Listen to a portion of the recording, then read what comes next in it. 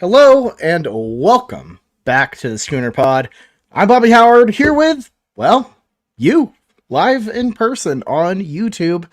Due to the holiday season, as you all have known, and those of you who strictly only follow our podcast via feed, know it's been a bit dark right now. Mainly, the holiday season has been very weird. Just in general, people traveling a lot more than they used to. Both Jameson and Ty, as you might have known, moved out of Oklahoma and to vastly different places. A lot more moving around, a lot of different moving pieces going on. So we haven't been on top of the ball or as regular as we tend to be. But look, I just kind of looked at it and realized the feed's been a little dead, and we kind of need to talk about the Alamo Bowl. And of course, we need to talk about the college football playoff. We spent so much time hyping up week 0, all these other random stuff. The least we could do is talk about, the premier part of the season. So a little later on, we'll bring on our good old buddy Chris Ilenstine to talk a little bit of little CFP.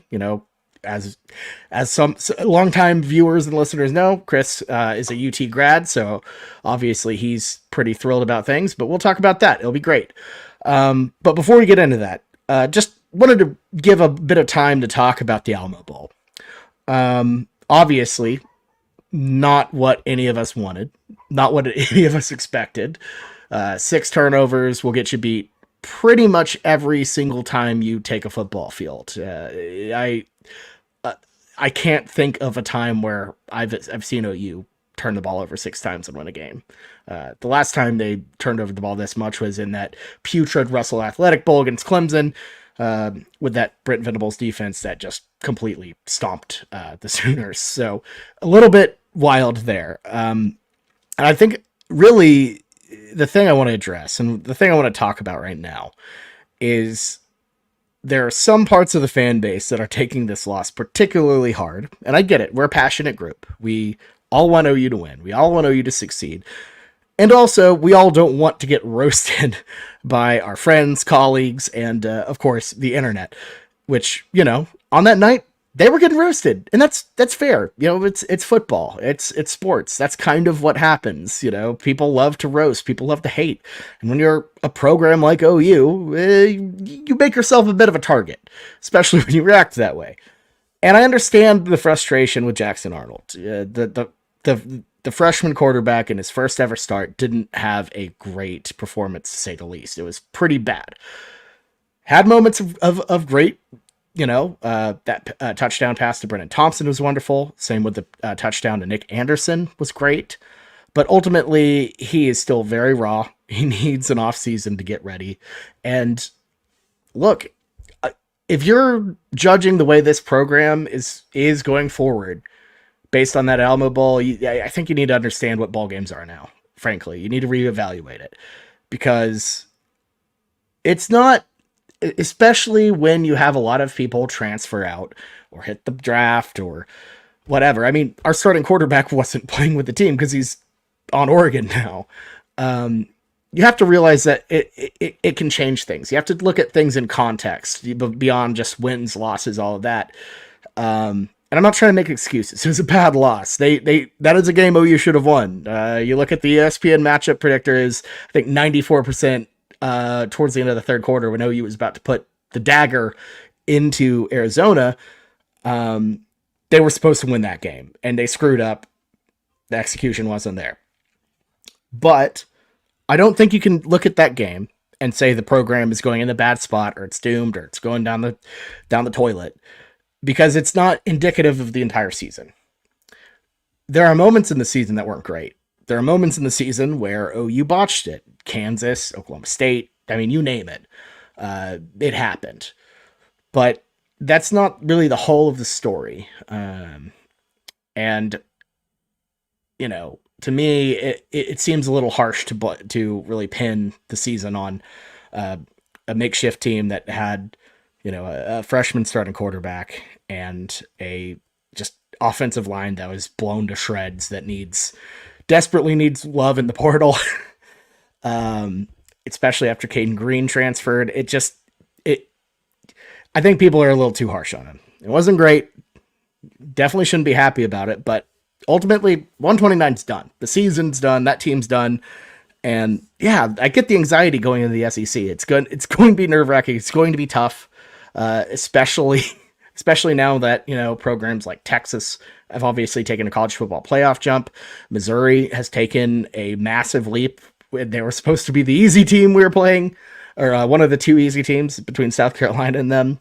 So it's going to be daunting. Yeah, I'm not going to lie to you. It's going to have some growing pains, and I feel like I might be talking to a wall here, but my what I'm pleading to you is maybe a little bit of patience. We want to keep the standard. We know we all want the program to go. But in year 2 and into next year, where there's a lot of shifting, a lot of difference, happening with the SEC move, the schedule's going to be tougher. I just plead patience to you, because the athletic department's fine, the team's fine. They know what they have. They know they have patience. So I mean, it would behoove all of you, your mental health and all of that, to maybe not freak out about this, and maybe not go full doomsday over an Alamo Bowl loss. The OU program isn't built on Alamo Bowl wins. There's a reason we've barely played in any of them, because we're usually in a place where we don't have to play in them. And I'm just saying, no need to panic yet. I think there's a great future ahead for OU. We're excited to dive into it here at the Schooner Pod as well. And just stay the course. Remain patient. So ultimately, I don't think there's any use in diving into the game, the specifics, all of that. It was what it was. I thought there were moments of strength, but again, 6 turnovers, offensive line making as many mistakes as they did. It's garbage. But we're never going to see that version of the team again, so no need to beat a dead horse there. So instead, what we're going to do, we're going to move on to the college football playoff, talk a little bit of that. And look, we brought him on for OU Texas. He had a great episode, by the way. He very insightful guy. And I was hoping we'd get to reintroduce him for the Big 12 title. Didn't get that because OU wasn't there. And I hate that I'm having to introduce him. Hopefully this is the last time I have to introduce him this season, because if I have to do this next week for a national title appearance, I'm just not. Nobody wants to hear that. So I'm going to hit his music and welcome on to the Schooner Pod, Chris Ilenstine. Give me a fat beat.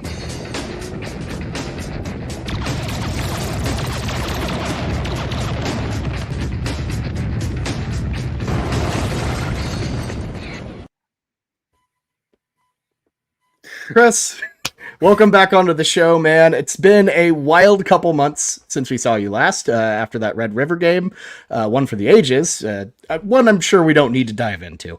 But how have you been?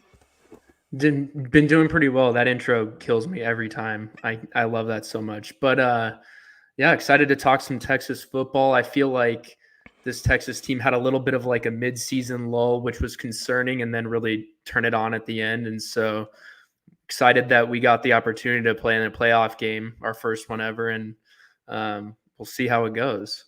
Yeah, absolutely. Now, we obviously know you as our Texas expert, our go-to for all of this whenever it comes to Red River, but this game, the Sugar Bowl, which we'll start with, Texas versus Washington, has an added layer to you, because you're from Seattle and you're not a Washington fan. You grew up Wazoo all the way, Washington State. So I know this has a different degree of probably really, really want this one more than usual. Yeah, I mean, it adds extra value, especially when I hear, people like OU fans like you talk about like the bowl games, which I get what you were saying about the Alamo Bowl. It's very insightful, makes sense with it's more of a glorified scrimmage when you have starters gone and transfers and all that stuff. But it hurts my heart deep down as a Washington State fan, where it's like bowl games still mean something for them. It's like, hey, we won the Holiday Bowl. Like, yay, we beat you, Washington. Like, good, we're 4-8, but we beat our rival. It's kind of sounds like Oklahoma State talk almost. But it's an extra layer. My whole childhood, I grew up having to hear about them. If you ever talk to any Washington fans, they in their mind think they're on a program level with Oklahoma or Alabama. They think that beating a little brother in the state makes them a blue blood program. I don't know where that comes from, but it's delusion. So this game is a nice added layer of like, I think I put it on one of my Instagram stories where I'm like, they get to face a real program and we'll see how it goes from there. Yeah, and I mean Washington, it's one where you don't really think about teams on the in Oklahoma anyways. You don't think about the teams on the Pacific Coast much. Washington, they've had moments, but nothing really great. But some OU fans of an older generation would definitely remember them. They infamously were a part of that Orange Bowl where the Sooner Schooner got penalized because it got stuck in front of it got stuck after a PAT that got called back for a hold. So they thought it was taunting, 15-yard penalty, disaster. To this day, Washington still talks about it. Is that the same version that flipped over before they made some upgrades? I think that one ended up flipping over a couple years later against Colorado. They all flip over at some point. That's how every Schooner dies, is they flip. But no, so like there's like a little bit of history there, but ultimately I think OU fans very comfortable with supporting the Huskies. But their status is a little bit weird. They're the only Pac-12 team to make the playoff twice. So they have some pedigree there, but ultimately to think they're a blue blood is kind of ridiculous. I forgot you're going to be a Husky Bob going into the new year. Husky Bob all the way. I forgot that the OU fans were riding with the Huskies this weekend, but I guess I forget that they made it the other time because of how horribly that one went. Going off of my previous point, that was when we were still in college, and I went home for break back to Seattle, and everyone was like, "Oh, I think we can do it. You think we have a shot to beat Alabama?" And I was like, "There's no we." I was like, "You're not." No. I was like, "You're not going to beat Alabama." Sorry. Yeah, no, that one was lopsided from the get-go. 2016. They just kind of like squeaked in there too, but I mean, very different team to be sure. I don't want to downplay their season this year. They've had a very good season. And they're certainly a very talented team. I just, we'll get into the game a little bit later, but it's definitely a different team from the last playoff iteration, but to be determined. So talking about how teams have kind of changed over time, Texas, last time since OU fans saw them at Red River, obviously quite a different team. They've gone on quite the journey from losing Quinn Ewers almost immediately after in that Houston game where they nearly squeaked by. But they're resilient. They fought through a couple tough ones there. TCU won, Iowa State maybe a little bit, not really. But Texas, came out the other side, finished strong with a massive win against Texas Tech to finish the season, and then blew out Oklahoma State. How have you seen this team progress throughout the season? What's the biggest difference between now and October? Well, I mean, after the Alabama win, I think they were kind of riding the high a little bit. Whenever I watch Red River, unless it was last year, which was kind of an anomaly situation, it feels like Texas still has this, even when they're a really good team like this year, they still have kind of a mental block when they play it. Like OU comes out and plays extremely confident, whether they are a good team or not. And I think OU hits way above their weight. Even like if they're a really good team, they look as like the best team in the nation when they play in Red River. Or this year, if it's a down year, they still look like an elite team, even if they're not that. So I think there's kind of a mental block during Red River. Obviously, they lose it at the end there. And then that's where they kind of went on a little bit of a lull in the middle of the season, where I think the big difference from years past was those were games that previous Texas teams would lose. Like they would come out hot, the other team would score a few, they'd lose the confidence, and then the other team would like kick a field goal at the end or win at the end. But this year, it was a little different in that even in those tough games, they always seem to pull out ahead. And then I guess after the Iowa State game, I think they really just kicked it into gear, whether that was to show off to the playoff committee or maybe it was just the locker room was really believing like, hey, if we win out and we win this Big 12 game, we have a really good shot at the playoffs. So I think that was kind of the different mindset, especially in those last 3 games, including the Big 12 game how they turn it around.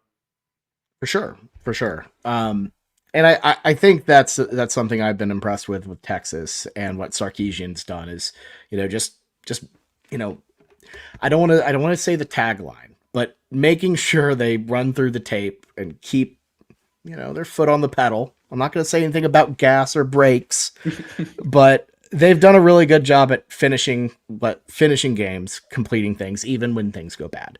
All gas, no brakes. All gas, no brakes. Yeah. But here's my thing is it hasn't gone like 100% swimmingly for Texas this season.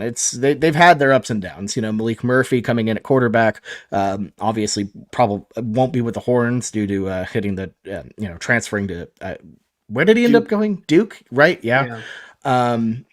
But to me, the biggest loss of the season was Jonathan Brooks, who entering the season, losing Bijan Robinson, the running back room was a bit of a question mark. Brooks, to me, really filled that spot of oh, this guy's really good. How have the Horns responded from the loss of Brooks? They've been absolutely fine. I know they struggled. Actually, it was because they didn't start Brooks in the beginning of the season. So the first few games, they actually struggled to run the ball. And once he became the starter before his injury, that stretch of games, he had over 1,100 yards, and he was just absolutely everything you could ask for in a replacement for Bijan. And even with the loss, I believe they've been averaging over 200 yards a game the past 2 or 3 games just on the ground. So just kind of by committee through CJ Baxter, Jaden Blue, and Keelan Robinson. Both Robinson and Blue are more of the speedy backs, and CJ Baxter is, a big back. He's just a true freshman, so you kind of want to ease him into it still. And then it's just really been running back by committee. I know they have a couple youngsters that came in garbage time, but they actually showed some promise as well. So they really haven't struggled that much. And whether that's due to, they have one of the best offensive lines in the country this year, or just all those running backs stepping up, I feel like it hasn't been as much of a downturn as you would have expected losing someone like Brooks. Yeah. I think that just speaks to the resiliency of Texas, and where Sark has that program right now, and the depth. It's startling as an OU fan how they could just kind of respond that well. So just looking at Texas's opponents so far, they haven't really been tested since Oklahoma. Let's just be honest. Mm-hmm. Toughest opponent probably Oklahoma State, and even then, I don't know. I was not that maybe big on this. That game, depending on how you feel about Kansas State this year. K-State, yeah, I keep forgetting they played K-State tight. Yeah, I'd probably go Kansas. I'd trend Kansas. Well, no, because they're kind of bad at times. I don't know. I don't want to. That's a tricky one. Both of those teams are about similar to me, I would say. Yeah. So my thing is, now facing this Washington team, Michael Penix is probably the best quarterback they've faced all season, you would say. They faced some good ones. Milroe had a bad game against them. Dylan Gabriel obviously probably had the game of his career against them, though. So I want to ask, going into this, how nervous are you about the Texas defense against Michael Penix and that Washington offensive attack? Well, the biggest thing I've noticed, clearly they're the number one passing offense in the country. The one thing I did notice, especially watching the Apple Cup, was the one thing Penix is really not good at is throwing on the run or off platform, moving out of the pocket. And so I think the biggest thing, because if you had to pick one defense, I know all the media is already saying this, but I would say the secondary of Texas is not their strongest part of the defense. So it's really going to be up to how that D-line does in getting pressure, or if I was the defensive coordinator of Texas, I would expect there to be, Anthony Hill, a linebacker, or some linebacker pressure in addition to the D-line.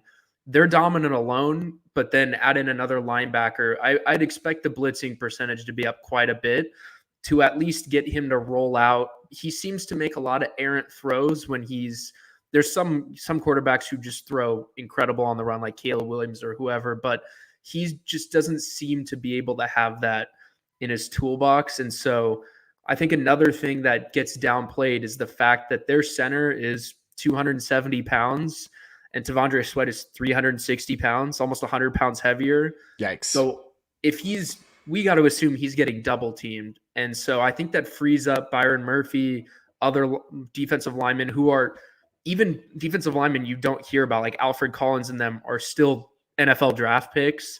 Right. And so these guys in rotation you don't even hear of, if they get to the quarterback based off of Tavondre Sweat just taking most of the attention, I think that could play well for Texas. I mean, absolutely. That is by far one of the biggest strengths Texas has, and that's what's contributed to the turnaround. And I know everyone likes to focus on Quinn Ewers and focus on, some of the flashy stuff that Sarkisian's done. But the real difference Texas has made is in the trenches. The offensive line and the defensive line has been significantly better than it has in years past. And defensively, in particular, Sweat obviously gets all of the headlines, but like you said, Collins, great. It's a startling defensive line, to say the least. And that point you mentioned about Penix and how he's not quite great at getting out of the pocket, being a little bit improvisational. That's kind of what killed Texas in Red River. Was Dylan Gabriel was really good on his feet, really good on the run, really good just kind of making stuff out of nothing. So Penix is going to have to get out of his comfort zone a little bit.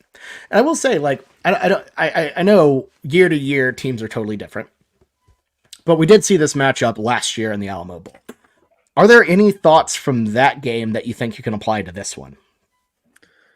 I mean, some of the personnel was similar, but even last year, Bijan Robinson didn't play, DeMarvion Overshawn didn't play, like best linebacker, best running back. So it was more just like we just talked about with OU and Arizona. I feel like it was more of a, it was a game where Washington, I believe last year didn't have a single draft pick, which is shocking. Wild, yeah. Yeah. So for them, everybody was playing last year. A little bit of a different scheme. I think a lot more shorter throws.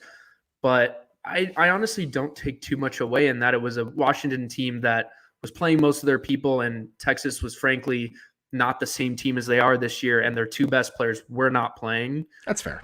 So, and just to go back on the point, last year Washington threw a lot of short passes. This year, they're a lot more downfield throwing. I think they average at least who's their top? Rome Odunze. Yeah. He averages 14 or 15 yards per target. So if we go back to that pressure point, I mean, those routes, they take a little time to develop. And so I don't think Washington has faced a defensive line like this before. So if they get him to get out of the pocket and start having to make shorter throws because of the time, I think it's going to knock them out of their normal game plan just a little bit. Maybe the closest thing they've played is Oregon, which obviously they won both games against. Mm-hmm. But even then, I don't think it's quite applicable. Right. Oregon is a little, I would agree with that. They're different. I know Dan Lanning, defensively, scheme-wise, he's excellent. He just doesn't have the guys yet. He's getting it. He's getting there. But next year they might. But next year they might. But this year, I mean, he doesn't have anyone remotely close to like what Texas has, I would say. So I think that is it is a massive step up in competition for Kalen DeBoer and the Huskies, to say the least. Look, we've talked about this game quite a bit, but we haven't even brought up Quinn Ewers, who, is, in my opinion, I feel like he's kind of the engine behind Texas's offense by far. Like, obviously Malik Murphy did fine, he did great, but ultimately I feel like Texas goes as Ewers goes. I don't think this is probably just kind of me thinking of the only game I actually saw in person of him turn the ball over a ton against OU. That's not pretty typical of Ewers, is it?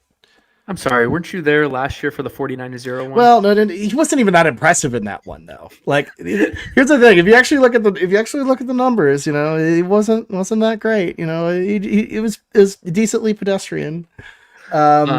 Sorry, regardless, we don't talk about that, Chris. We don't talk about 49-0. That's in the past. That's in the past now. But Quinn Ewers, though, do you have any concerns against Washington's defense? I know nobody's really talking about them much. Right. We've seen moments where when they look at their best, it's when they're turning people over. They did that against Oregon State pretty well earlier this season. They have some decent threats, in the secondary, but nothing too startling. But when you're looking at yours versus Washington and that defense, is there anything do you have any concerns? So I'll give you a couple little nuggets as a ball knower, as I know you guys like to throw around that term on the Schooner Pod. You are indeed a ball knower. We can agree with that. So I really think like all the talk has been on Washington's offense versus Texas defense, but I think what kind of gets missed in the point is that Texas is also a top 10 offense. Right. So Washington is they're both top 10. And I think when you're in that category, it's not as big of a difference as like once you start getting it really equates to Washington to have about 50 more passing yards a game, which is not that much different if you really start to think about it. And Texas has about 60 something more rushing yards. So it's a lot closer than you think it is. But one big point that I heard was that obviously Texas does a lot of play action about 50% of the time. And that Washington gives up at least, I think, what did they say? At least 80 passing yards per game on average just from play action. And so now that they face a team that's maybe a top 5 play action team and runs the ball really well, so it's believable because they run it really well. I see a situation in which both teams score a lot of points. I think Washington's around a 90-something overall defense. I don't see a world in which they just stammer Quinn Ewers into not at least scoring some points along with Washington's offense. Right. Yeah. And I think that will be the difference maker is if Washington can muster a good defensive performance, kind of like what we saw in the Pac-12 championship against Bo Nix and them, like out of nowhere almost, because if you look at this like statistical, tail of their season, there's a reason why they weren't favored against Oregon. It's because they looked bad at like most of the season other than the games against Oregon. Just take the Apple Cup, clearly not a good Wazoo team this year. I get it. It's a rivalry game, but clearly outmanned on personnel, not nearly as good on defense. And it was 24-21. They had to kick the last second field goal. Right. And Penix looked flustered for most of the game. That's where I'm telling you, he got out of the pocket and he was just making wild throws that were not on target. Yeah, and that's the thing is it's a weird one to take because you can't take that body of work where they looked bad and say that's Washington, and you can't take their best moments and say that's Washington. They're an enigma. You don't know what team's going to show up. So I'm intrigued to see how it works out. That's why I always like to look at, just the last point on that, I always like to look at how teams are trending. I feel like college football is a lot of momentum up and down. Right. Like you take like a Texas season like a year or two ago, they lose a Red River, and then it's like their whole season just got tanked because of this loss. Not last year, right. 2 years ago. But yes, Washington started off blowing teams out and super hot, and I get that their schedule got tougher at the end, but their train kind of seemed to slow down versus Texas. You like to see, even though their opponents may not have been as good, you like to see that confidence boost going into this game. And I get it. They both have a month to prep. So I think we're going to get Washington's best defense, but I think we could also get some of the most creativity we've seen out of Sark given a month to prep. Right. Yeah. I mean, there's definitely some stuff that Sark has had cooking. Like he's one of those guys you don't want to have in the lab for a month working. Because I mean, we saw it at Alabama, he's been able to, he has experience coaching in the college football playoff, albeit not as the head coach, but he knows what it's like to scheme for big games. And I'm terrified of watching it because I know he will have something great up his sleeve. The amount of weapons Texas has, Adonai Mitchell, Xavier Worthy. I mean, you could go down the list. It's scary. So definitely startling there.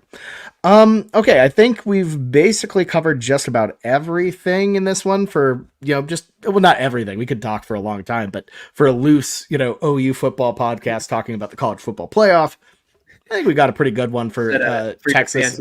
You have to set a time limit for talking about Texas. Yeah, before I start getting physically ill, of course. Let's wrap it up, and I'm going to ask, what's your prediction for Texas and Washington in the Sugar Bowl? So I have a high-scoring game. I actually have Texas covering. I think it's going to be somewhere around 41-34 Texas. Yeah, High scoring hits the over. Both sides are scoring. I just think maybe Texas gets either they've been out ahead and Washington gets a garbage time touchdown trying to come back, or Texas puts one away late. I don't know. They've seemed pretty clutch this year, especially in the fourth quarter. Ewers has played extremely well on like road and neutral sites, and so I don't know. I think Texas puts this one away.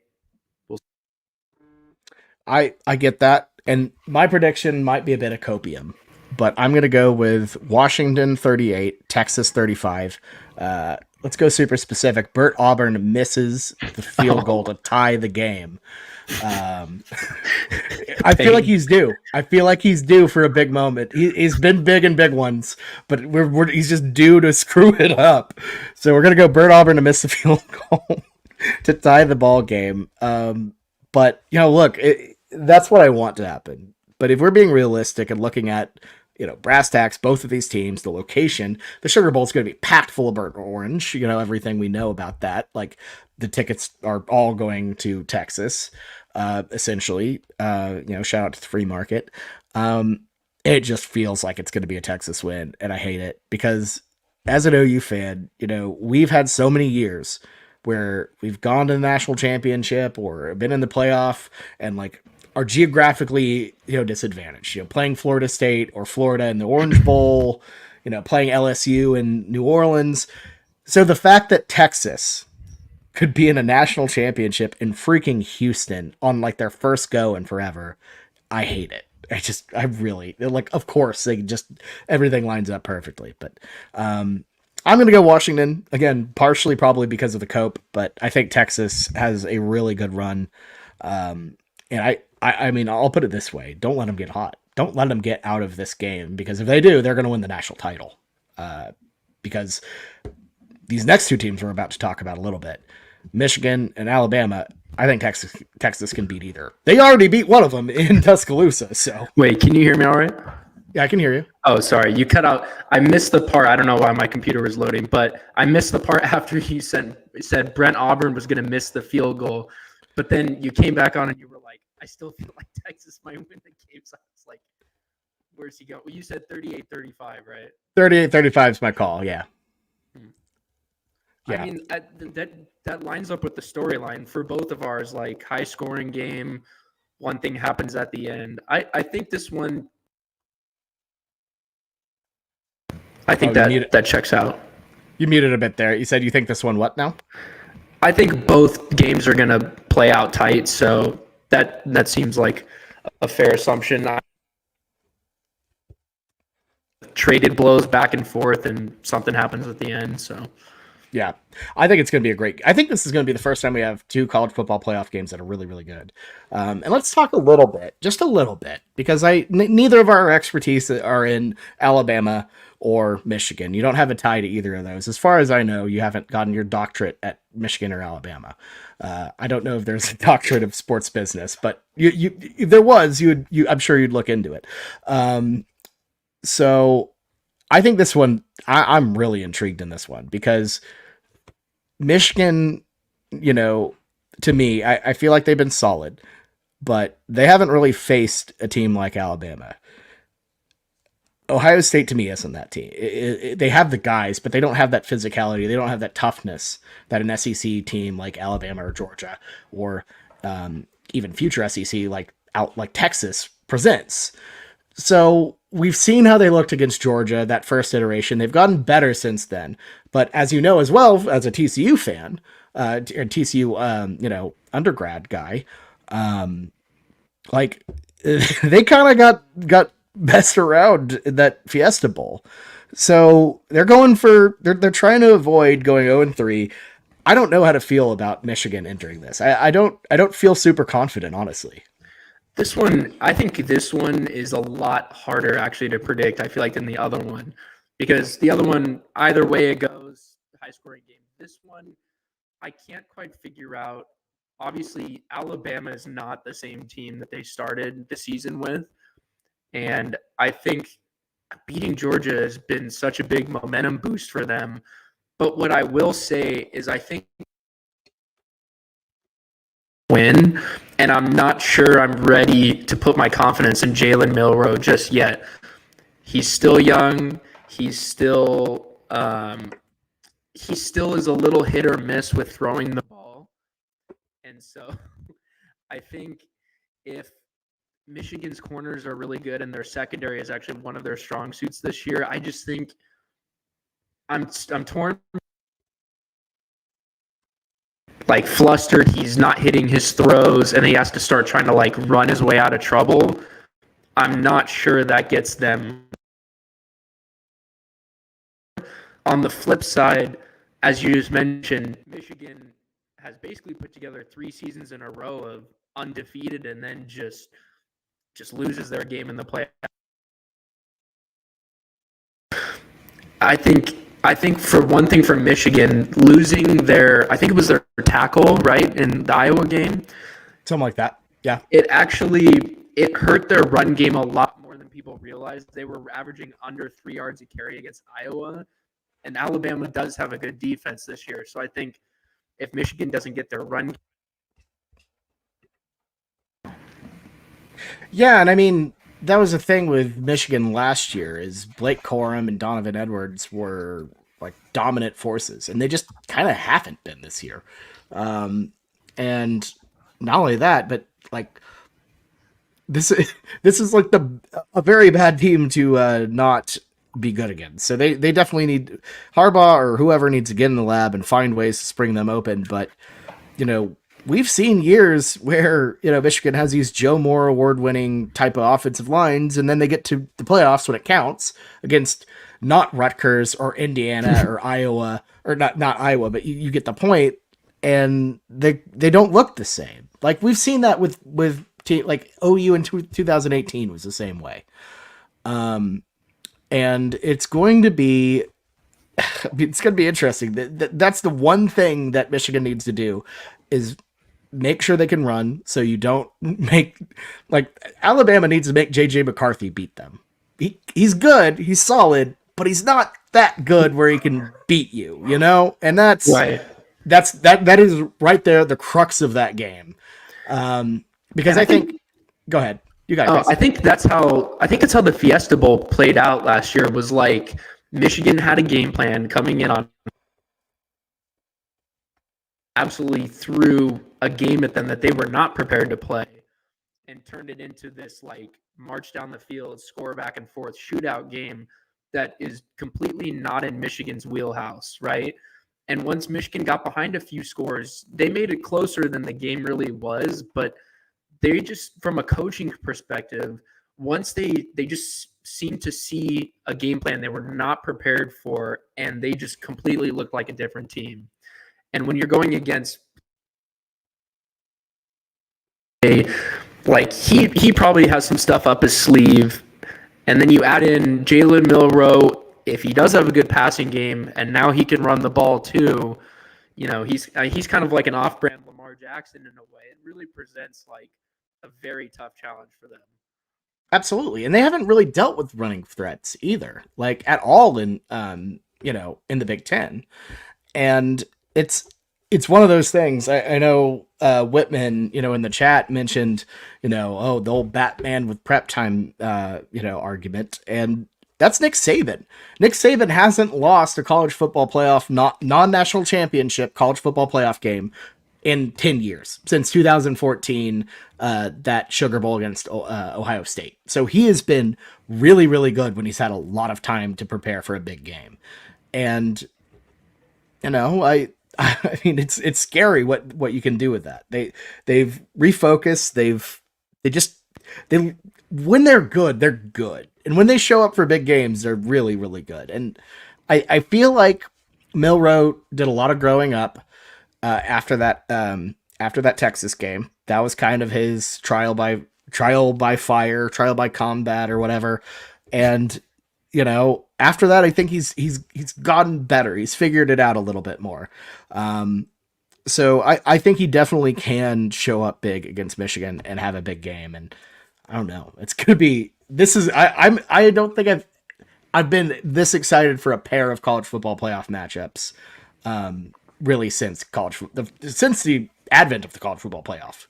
I think, in essence, really the only time you actually see Alabama struggle is when they play teams that actually have the personnel to like push them around just as much as they're used to pushing people around. Like whenever Georgia has gotten the upper hand on them. Texas earlier this year, it's been, like you said, because they made such investments and those guys grew up and they're older on both sides of the ball. They're out Alabama-ing Alabama. They had plenty of five-star big guys to throw them around just the same way. In theory, Michigan's O-line should be that group. They're, award-winning group as an offensive line. But the question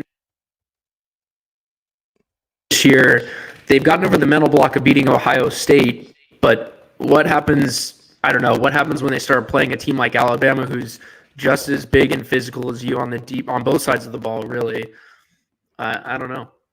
Yeah, it's going to be different to say the least. And I'm really intrigued to see, how that works out for them because it's a very fun style matchup. Just in terms of physicality on both sides. Obviously history there with Nick Saban, coaching at Michigan State for a long time. I'm pretty sure Saban was an Ohio guy too, but not Ohio State, but just Ohio in general. So it's one of those where I think there's a lot to it.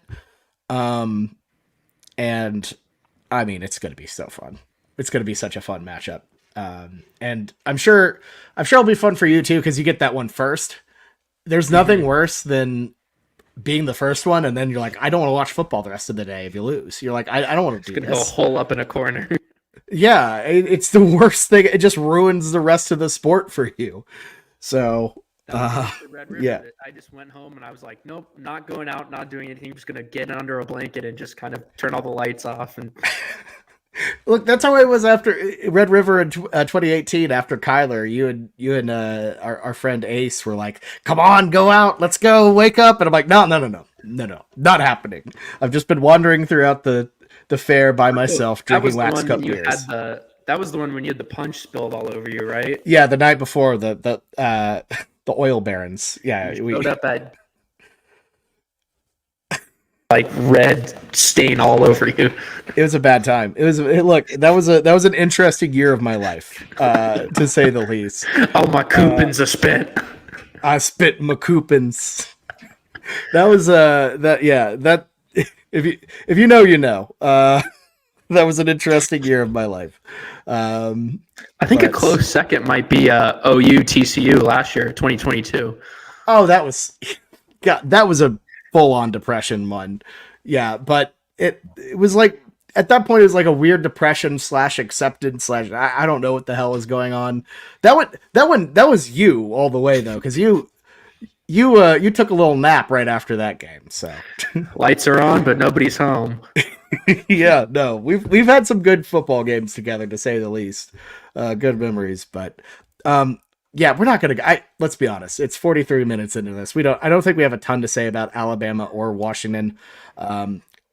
Frankly, you can find better football analysis of those two teams elsewhere. But let's go ahead and wrap it up with a prediction on that end. Who do you think pulls this one off?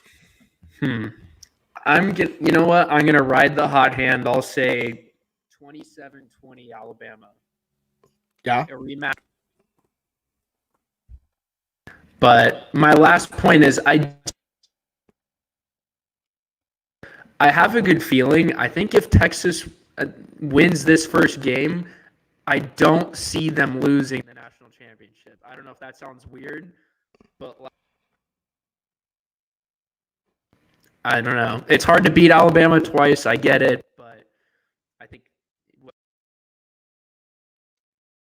I can just see I can see the soul leaving your body thinking about that. But it'll be a bad time if that happens. Having two more recent natties than OU, and hitting 5, so they're slowly creeping towards that 7 number. Oh my god!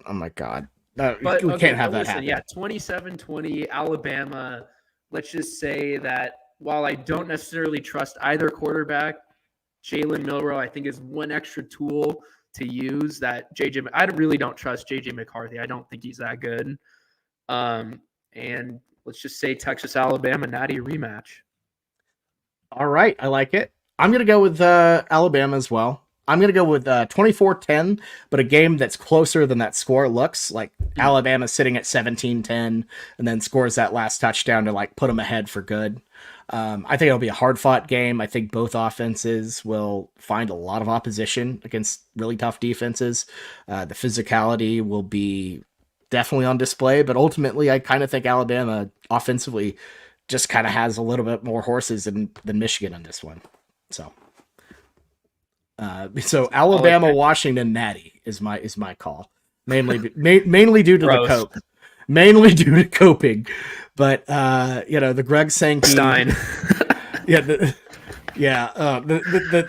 Just put Stein in hell right there. So yeah, but I don't know. The Greg Sankey Dream Bowl could very much happen. Timothy in the chat has Washington winning the Natty. So shout out Timothy. Good man. He also loves when I ate the Fruity Pebble pickle. Everyone loved it. Oh, I loved it too. You're like, you're like those cats that smell food and they're like, I was actually like about to throw up. I'm not gonna lie. That was real. That was not a bit. That was like legit hell. Because I think the version of the Fruity Pebble pickle that I made was significantly worse than the one at the fair because it had been sitting all day. So I think it got really mushy. I don't know. It was bad. Quick little note from Whitman here. Can we talk about Texas fans have been talking some smack on Twitter, and all the Washington fans and players are just waiting for an opportunity to run the score up. On that, go for it. What do you want? No, I think if anything, Penix made a comment that swirled around Instagram, and if you remember, those Texas D linemen love to keep a hold of that bulletin board material. He said, how college football players are thinking, he said something like, look, this Texas defense line is really good, but it's not the 49ers or Eagles defensive line. We'll have plenty of opportunities. And I was like, oh, just save that for later. Well, he's not even lying, though. No. D-line, but I'm just thinking, how people think when they hear something like that, they're going to take any chance they get. Just don't say anything. It wasn't as bad as the Iowa State thing where the guy was like, it's going to be dark out there. You guys don't know what you're in for. Oh my God. That's fun. Yeah, that's true. It's not as bad as the Iowa State guy, but all right. Well, hey, that's I think all we have for today's show. Chris, I appreciate you coming on, talking some college football. Always a pleasure. Thanks for taking some time out of your Saturday during the holiday season. And I would say good luck, but I absolutely want you to have a horrible day on Monday, because not only would Texas have a college football playoff win before OU, Texas and TCU would have that, and we just can't have that happen. Well, thank you for having me on, and I'm hoping that you can invite me back on next week. I'll give you my word. If Texas wins, you'll be back on January talk. It'll happen. You're just gonna sit there like. I should just do a Barstool style like hot seat for that for both Texas games, or hypothetically 2 Texas games. But I don't know. It'd be fun. We'll see how it goes. I'm excited.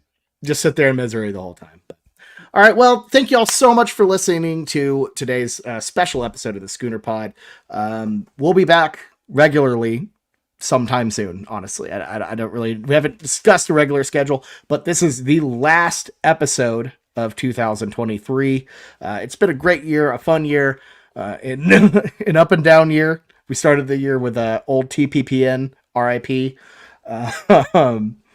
And ended with Solid Crowd, kind of, and it's been a fun year, been an exciting year creatively, and we're excited for what awaits us in 2024 with the SEC and plenty of fun opportunities and exciting stuff to come. So, yeah. So for me, and Chris and Jameson and Ty, who are, actually, busy having a life and stuff. Thank you all so much for watching and listening in 2023. We'll see you next time. Have a good one and a happy new year. Good luck out there. I'm surprised you didn't throw the horns out. You're just not gonna do that. Okay.